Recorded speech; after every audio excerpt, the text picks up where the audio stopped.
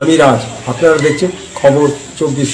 হুগলি জেলার কিশোর সংঘ ময়দানে আজ অনুষ্ঠিত হয়ে গেল ভারতীয় শিল্পী সংগঠনের জেলা সম্মেলন।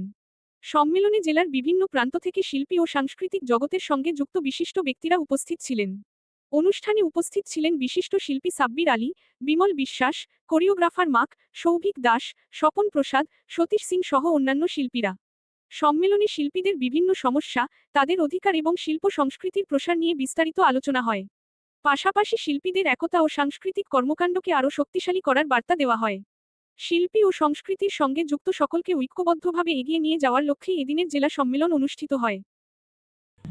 গিয়ে যদি কাজ করেন সেখানে কোনো রকম সমস্যা পড়ে আমরা আপনাদের সাথে থাকবো।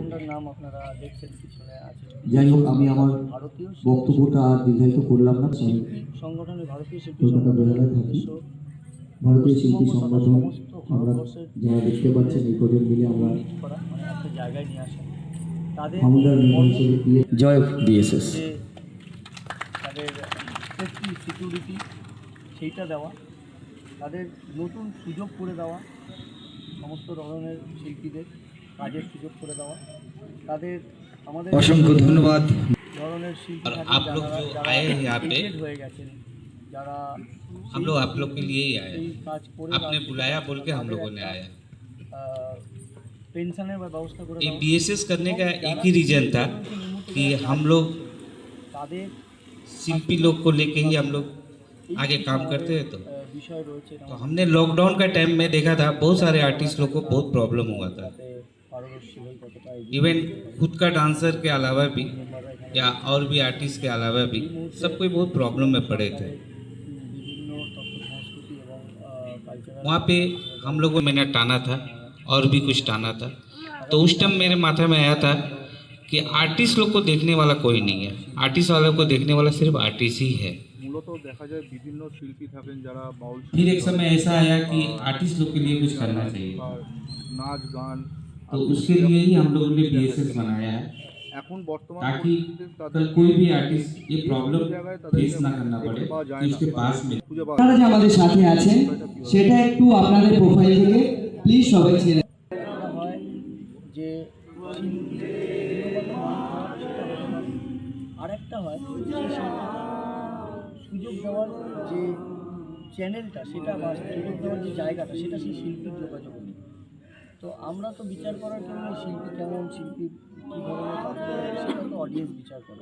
কিন্তু অনেক গুণী শিল্পী আছেন যারা কাজ থেকে বিরত থাকেন, তারা যাতে সে বিরত না থাকেন সেই গুণী শিল্পীদের খুঁজে বার করে তাদের বিভিন্ন মেন স্ট্রিমে ফেরানো, মানে আবার তাদের সেই শিল্পী জগতে ফেরানোর জন্যই আমরা এসেছি, বিভিন্ন ধরনের সুযোগ করিয়ে দেওয়ার জন্যই আমরা এসেছি। এই শিবমোহন সারা রাজ্যে নাকি না শুধু হুগলিতে? আমাদের শিল্পী সংগঠন অবশ্যই হবে, কিন্তু যেহেতু এখন আমরা শুরু করেছি আমাদের উত্তর 24 পরগনা, দক্ষিণ 24 পরগনা, পূর্ব মেদিনীপুর, পশ্চিম মেদিনীপুর আর হুগলি জেলা, এই কটাতে আপাতত আমাদের অপারেট হবে। তারপরে পরবর্তীকালে আমরা বিভিন্ন আরও জেলাগুলোতে আমরা এইভাবেই যাচ্ছি, বিভিন্ন জায়গায় শিল্পীদের সাথে কথা বলছি বলে আমাদের সেখানে ইউনিট তৈরি হচ্ছে। এই যে বহু যে পুরনো শিল্পী যারা হয়তো বয়স হয়ে গেছে, তারা হয়তো এখন এই মুহূর্তে তাদের হয়তো আগ্রহ রয়েছে কিন্তু তারা সেই জায়গাটায় যেতে পারছেন না, সেই জায়গাতে আপনাদের সংগঠনের সঙ্গে যদি যোগাযোগ করতে চায় তার জন্য তারা কী ব্যবস্থা আছে আপনাদের?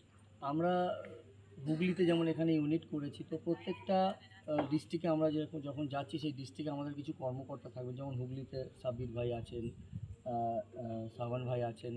তো এই ধরনের কিছু মেম্বার্স আছেন আমরা যাদের আমরা প্রমোট করছি, যাদের আমরা পোস্টার বা বিভিন্ন ধরনের সোশ্যাল মিডিয়ার মধ্য দিয়ে আমরা তাদের নাম, তাদের কন্ট্যাক্ট নাম্বার দিচ্ছি এবং যাচ্ছি, গিয়ে সচেতন করছি। তো এনাদের সাথে যোগাযোগ করলে, প্রত্যেকটা ডিস্ট্রিক্টে আমাদের এরকম কমিটি আছে, সেই কমিটির সাথে যোগাযোগ করলে আমাদের কাছে একটা অর্গানাইজার্স বাকেট আছে, মানে আমাদের কাছে প্রফেশনাল যারা কাজ করেন সেই ধরনের 800,000 অর্গানাইজারের একটা বাকেট আছে, তাদের এই ধরনের শিল্পীদের প্রয়োজন হয়। তো আমরা সেই যোগাযোগটা আমরা করিয়ে দেবো, যার জন্যই আমরা এই ধরনের ছোটো ছোটো কমিটি বিশ্বাস। কী বলবেন এখানে? দেখুন, সংগঠন আমরা করেছি তার মানে হচ্ছে প্রয়োজনীয়তা আছে, তাই সংগঠন করেছি। প্রয়োজন পড়েছে সেই জন্যই সংগঠন করা হচ্ছে। অর্থাৎ শিল্পীদের যে সমস্যা হচ্ছে সেই জন্যই আজকে কিন্তু আমরা সংগঠন করেছি। যদি শিল্পীর সমস্যা না থাকতো তাহলে আজকে এই সংগঠনটা তৈরি হতো না। সংগঠন তৈরি হয়েছে মানে সমস্যা অনেক আছে, আমরা সমস্যা সমাধান করব এরকম নয়, আমরা সমস্যাটা যাতে না হয় সেটার চেষ্টা করব। আমাদের লড়াইটা শিল্পীরা যাতে সমস্যার সম্মুখীন না হয়। সমস্যার সমাধান তো করবেন, তার জন্য প্রশাসন আছেন, আইন শৃঙ্খলা আছেন, আমাদের দেশের নিয়মকানুন আছে, কিন্তু আমরা চাই যে শিল্পীর সমস্যাই না হোক। আমাদের জেলায় হুগলিতে হোক, চাই আমাদের রাজ্য পশ্চিমবঙ্গে হোক বা ভারতবর্ষের যে কোনো কোণে হোক, আমরা চাই শিল্পীদের ঐক্য, আমরা চাই শিল্পীদের সুরক্ষা, আমরা চাই শিল্পীদের সঠিক মঞ্চ। আপনার নাম?